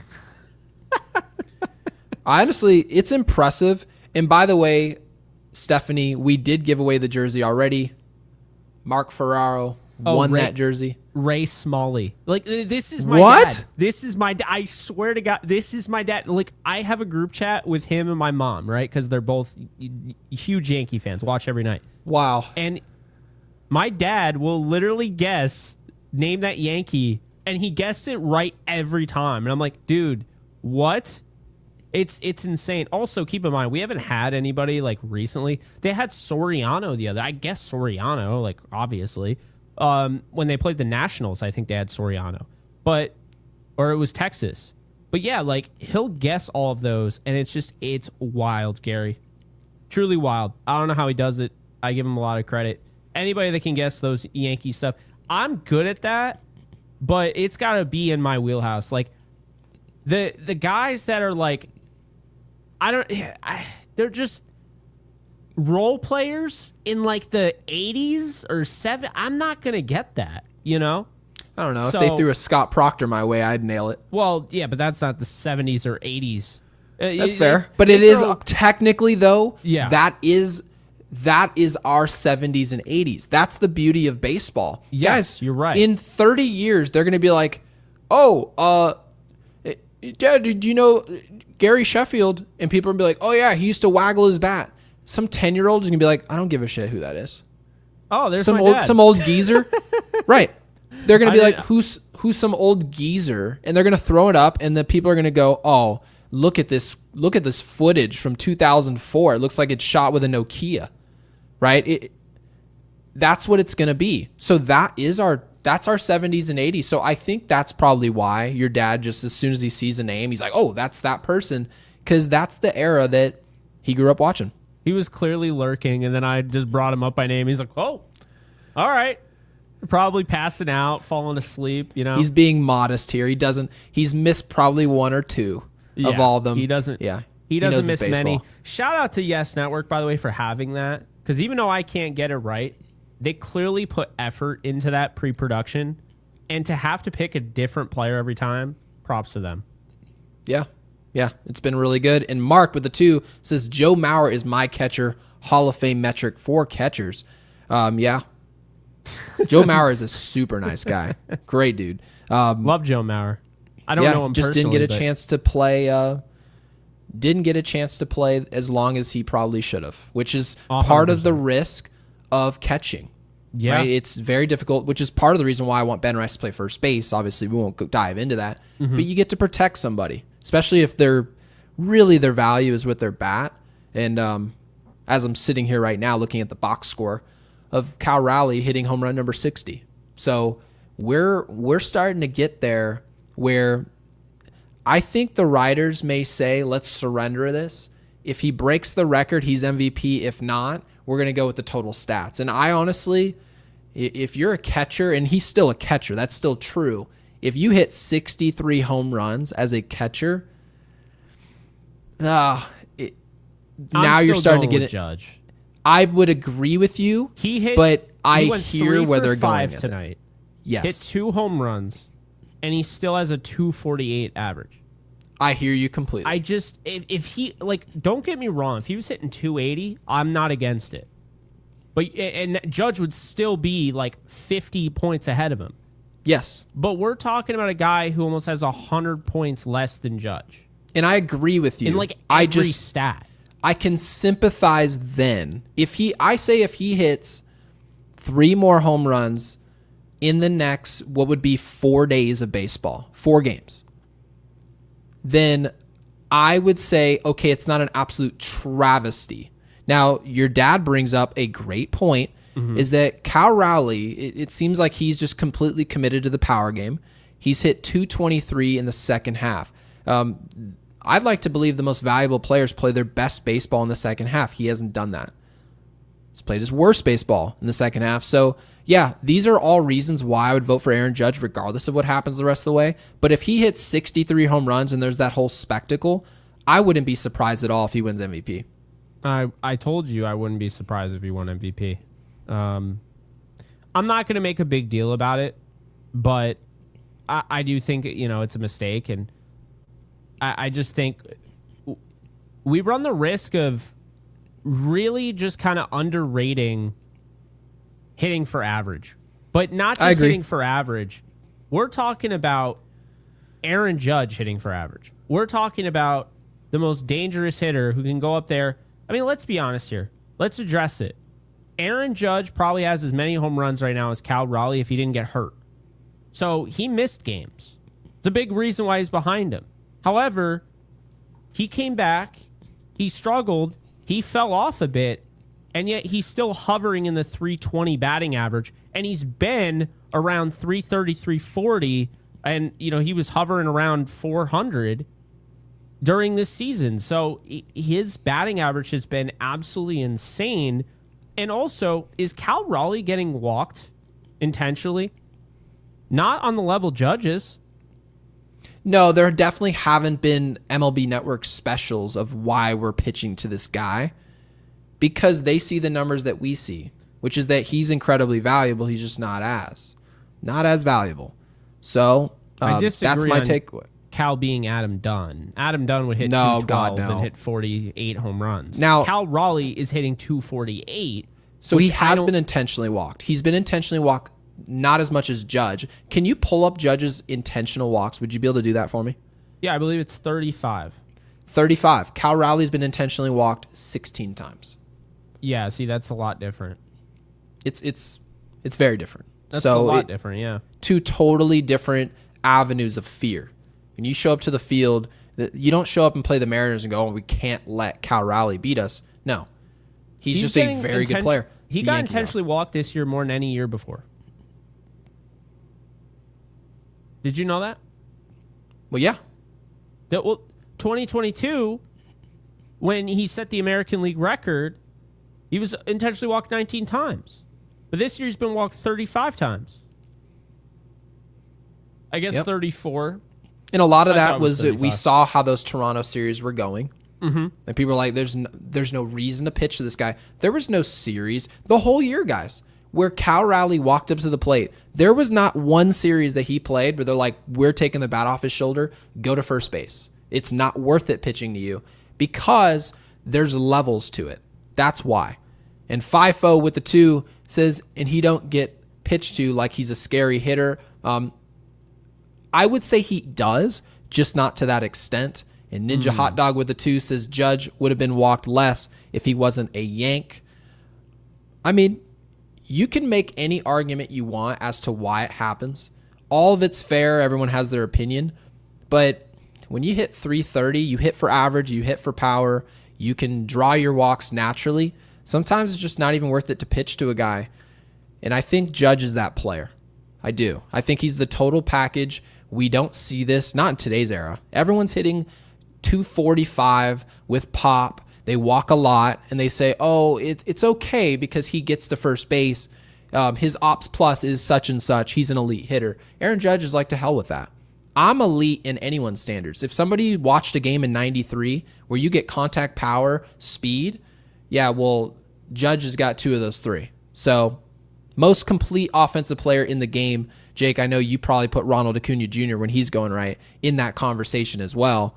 Absolutely. I think he might be your favorite player. I love Ronald Acuna Jr. It's a shame. It's a shame he won't be a Yankee, or it's even more of a shame he can't stay healthy.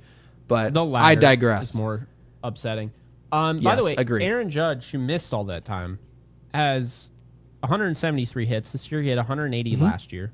He had 177 in 2022. I don't think people realize he was better this year. This is his best year. He just doesn't have the home runs. And we're talking about him not having the home runs when he had 50 freaking 1, right? So, and you know, he's going to end up playing, if he plays every game from here on out, he missed 10 games on the year. 10 games with the way he hits the ball, you know? But this is what I'll say in closing. Judge has 173 hits. Cal Raleigh, adding today's hits, has 144. It's a great season. It's a great season. We've tried our absolute best not to take away from it. It's just not as good. So credit to Aaron Judge. He should win this MVP. Most importantly, to reiterate what a few super chats have said, and a lot of people in our comment section, our live chat, let's go win something that actually matters. That's not MVP.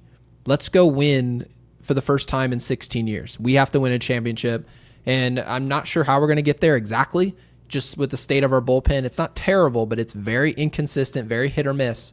We need it to hit. We need it to work out. No, I agree. And so we have everything there. So now we're on to voicemails. So we're starting off with Guy. Hello, everyone. The Yankees tonight are a whopping 3.5 to 1 favorite. After yesterday's near meltdown, the Yankees should respond and not let it get to the 9th inning. I think we'll see some runs tonight. Max, of course, will be strong again. I don't want to see him get to 90 pitches tonight or above. I want him to be stronger for the first game, and just want him to see the pitch count maybe in the 80s. that would probably be the smarter thing to do. And then we'll probably see Leiter Jr. or Duvall. Well, they give up runs, and that affects the over and under too. The trend is to go under, and Chicago shouldn't score very much. The over under is 8. However, I'm going to pass on the total tonight. I think it could possibly even land on 8. I'm just not sure which way it's going to go depending on how deep Max goes and who comes in. It's super tempting to pick these run lines. I haven't really, but I watch them, and they're not as easy as you think. They're usually 1.5 and he runs, plus or minus, and you have an underdog or a favorite.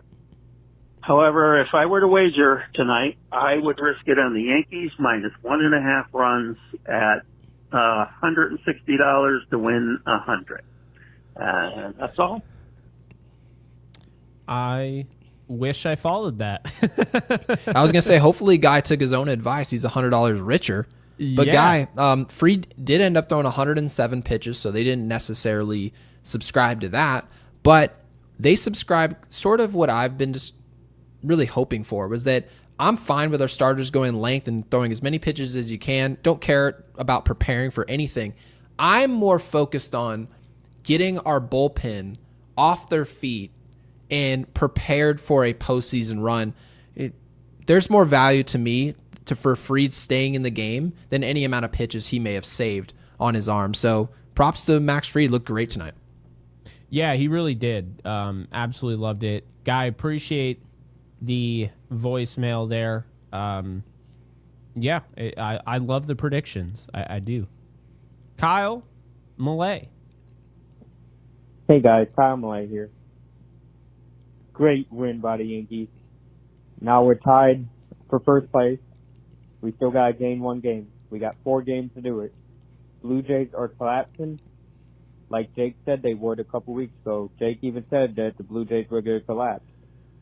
And they've done it. We need the Red Sox to win again tomorrow and the Yankees to sweep the White Sox. They got to do this. And then all you got to do is win 2 out of the next 3 if they can get this win tomorrow. So even if they lose 1 against, no wait, that's not right. Because if they tie the Blue Jays get it. I don't even know what I'm talking about right now. But yeah, hopefully the Yankees can get this division. We do not need to tie the Blue Jays because the Blue Jays have the tiebreaker. But yeah, let's all have a good night, and let's see how it goes tomorrow. We need Bayo to shove tomorrow for the Red Sox. All right, let's all have a good night, and go Yankees. And you guys have a great show. Oh, my gosh. The Yankees are actually going to go win this division. I have faith in them. Good night. So not as popular tonight. Apparently no buzzing in the background like we're used to with Kyle, but appreciate you, man. Yeah, he was on his second phone that time. Yeah. I don't even know what else to say. I saw in the comment section that someone was saying, "Oh, Jose Ramirez should win MVP." No, he shouldn't. What? He's got 30 home runs. He's hitting 282. He's not the MVP. Incredible what Cleveland's doing. But most importantly, I would say the most important game of the season is really going to be this Bayo start from Boston. What happens in tomorrow's game is going to completely dictate the momentum, because the Yankees, again, they know they have to outrun Toronto. Tying's not good enough with Toronto having the tiebreaker. Tomorrow is just going to cement the momentum. And I can tell you right now, our comment section is going to go berserk if Toronto loses tomorrow. It's going to be a lot. And you can send a therapist to George Springer. I don't know what people want us to say about it, but the reality is this is the most important time of the season. This is where people start getting nervous about these games. You get that little pre-postseason feeling where it feels like the postseason ahead of time. Obviously, the Diamondbacks are dealing with that right now, currently trying to come from behind on the Dodgers, but it's postseason time now, trying to cement positioning. Yeah, Toronto is hanging on by a thread. That they are. We move on to Mark here, and then our last voicemail is Ed. Cool. Taking care of business every my. day. Taking care of business. We're doing that. We're taking care of business. Winning against these teams. Aaron Judge is undisputed MVP. Let's be perfectly honest here. I don't know why there's even a discussion. The man is insane. Great game. Of course, Fried, not surprising. Doing well. Recovering from that one run. Pitching amazing. Bullpen, great. We're doing well. We're doing well. We got to stop with some of the silly errors. Can't have that in the postseason. Other than that, my main concern is Rojas. I don't care about any of the players right now. My main concern is Rojas because he has made so many mistakes throughout the season. I don't know how he's still the third base coach. I know we talk about players and managers. How about the third base coach here? Again, he wants to stop Goldschmidt there. Goldschmidt, thank God, didn't listen. He was like, nope, I'm going. I'm not listening to you. You gave me the red light trying to stop me. I'm going.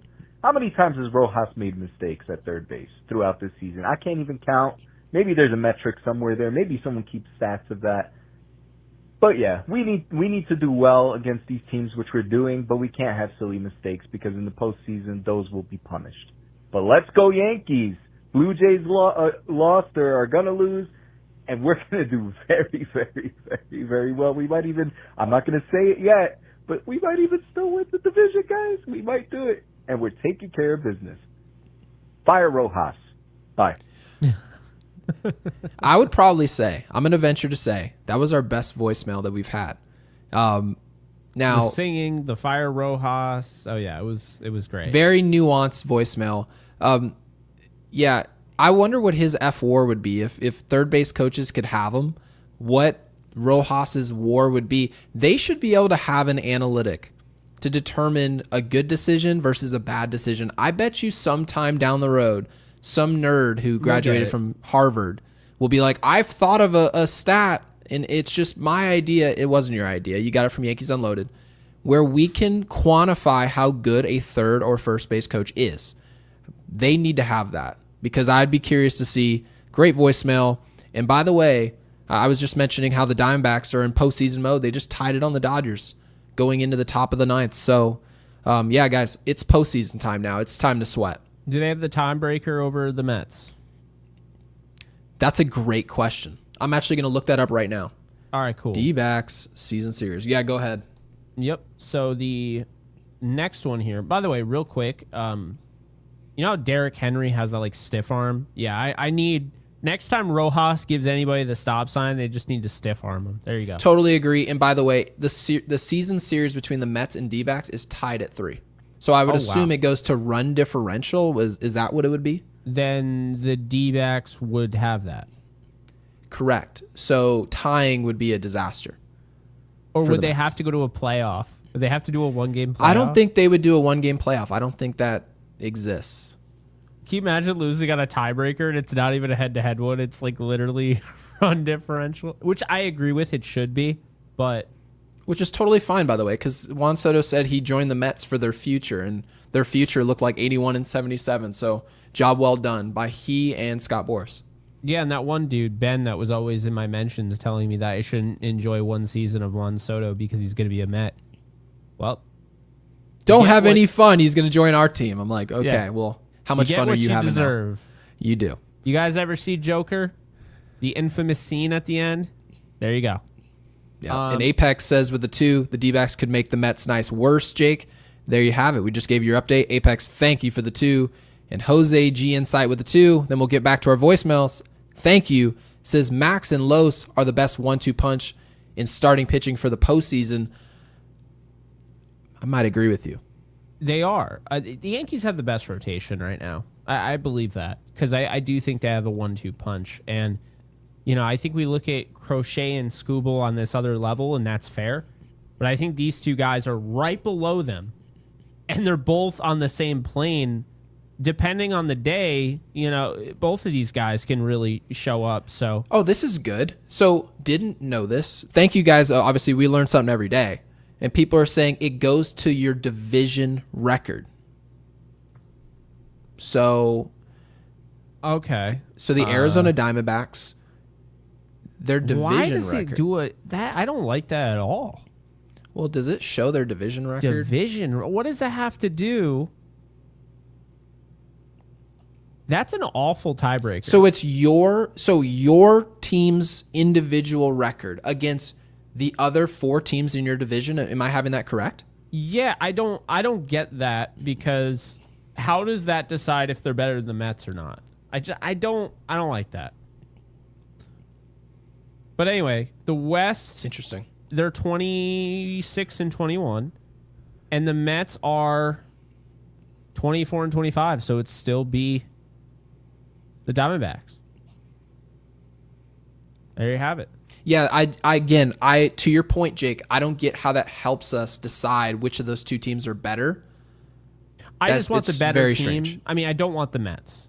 But in general, for the future with this tiebreaker, Mm-hmm. I don't think this accomplishes getting the best team in the playoffs. So if the Mets No, I would agree with you. theoretically had a better record, right?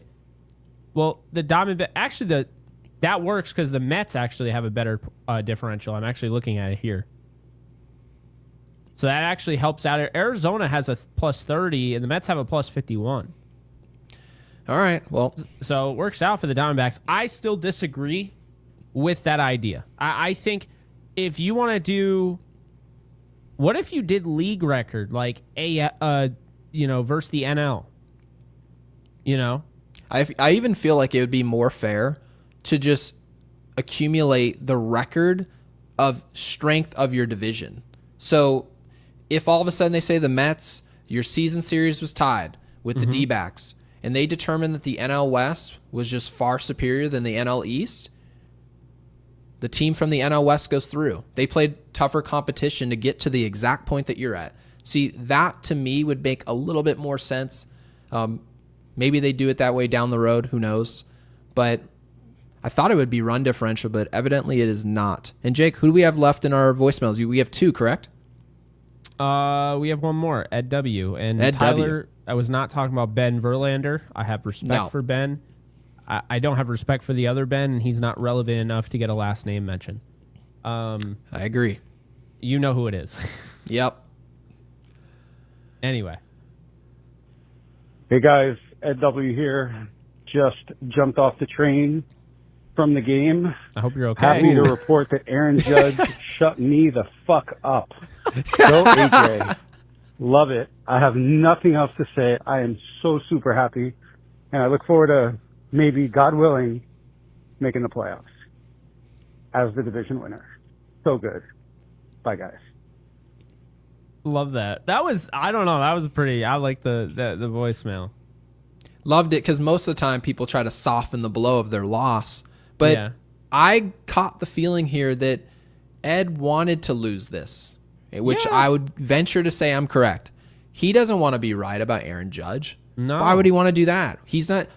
I mean, he's not Stephen A. Smith. This isn't Skip Bayless. This isn't right. This isn't some ESPN talk show. He wants to win a World Series. So do I. So does Jake. So does the rest of the people in this audience, for the most part, that are rooting for the Yankees. We're not here to prove a point about Aaron Judge or Jazz Chisholm or Anthony Volpe. We care about the Shield, man. Win. We want to see these guys win. And Aaron Judge playing this way in crunch time, 5 games left in the season, it's now 4. He played a huge role in today's win, and obviously he mentioned, Ed said it shut him up. It shut all of us up, and that's a good thing. Yeah, no, that was great. Appreciate you, Ed. Way to end the show. By the way, Houston's about to lose to the A's. That's you don't have a ton of faith in the A's. I like the A's. You do? Yeah, I was hoping they'd make it.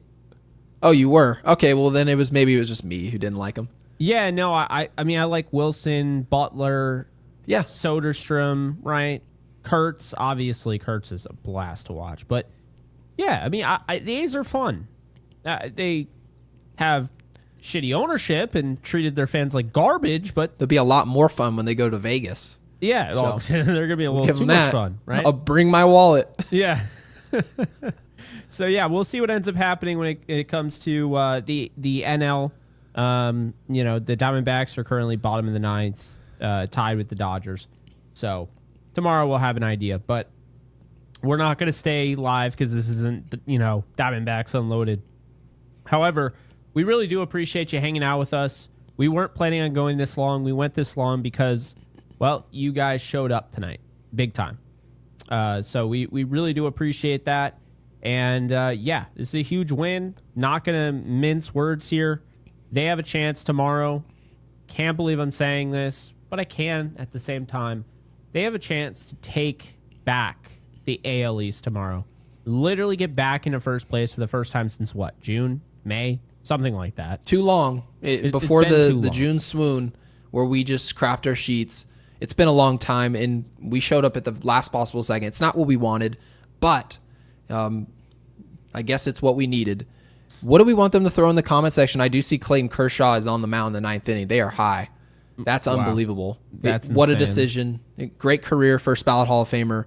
Quite the choice. Goes to show you what's going on in the ninth inning for the Dodgers. With So who's Scott. coming in the bottom of the ninth? Or no, this is the bottom of the ninth. This is the bottom of the ninth. So Kershaw is most likely going to get walked off here. And, we won't be here for that, but people will tweet to us, and I'll be there to respond back. But, Jake, what do we want them to throw in the comments? Whether you like cats or dogs, just put, if you like cats more than dogs, put cats. If you like dogs more than cats, put dogs in the comments section. It'll help us out tremendously because people are going to be invested in this. So don't do it. No. Don't do it in the chat. Put it in the comment section after the video ends. Reason being, if you're trying to help us grow, you want to see us get to 100,000 subscribers someday, these comments are going to be a huge help because they tell YouTube you stuck around, you liked the video. If you haven't already, that's your, thing. You subscribed, which as you can see, the subscribe thing going off there. And you stuck around to watch said video, and then you commented on the video. So what's going to end up happening is if you do that, YouTube's going to be like, ooh, I think algorithm is good, and we're going to put them in algorithm. And that's what happens. So be sure to drop it after this ends, after I shut the hell up. Be sure to drop it in the comment section below, whether you like cats or dogs. Hype the video, like the video. We're out. You guys take care. We'll see you soon. Like the video.